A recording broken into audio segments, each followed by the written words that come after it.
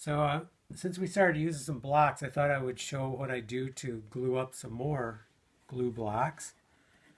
So you can, some people only put the glue on one side. I like to put a thin coat on each side. That way I have it pretty covered. So we're just putting a thin coat on. We have our clamps already set up.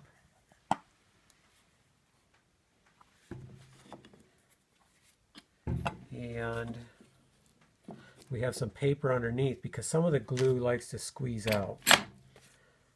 So we're going to, and these are boards that when I was cutting them for other projects, these were like leftover. So rather than burn them because they were nice solid pieces, I set them aside. Now the problem is some of these are tall and some are narrower.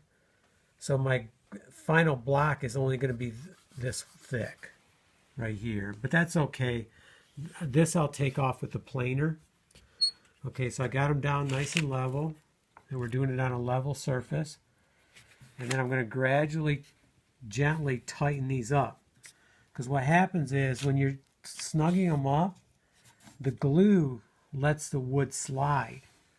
So you want to do it slow so that the glue has a chance to get out and doesn't cause the boards to slip.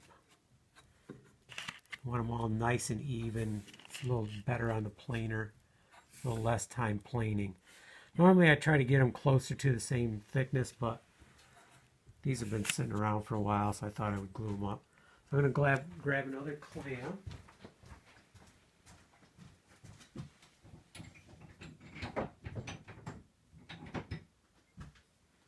Because I like to have some on each side. In this case, 3 is going to be enough. And these are pipe clamps.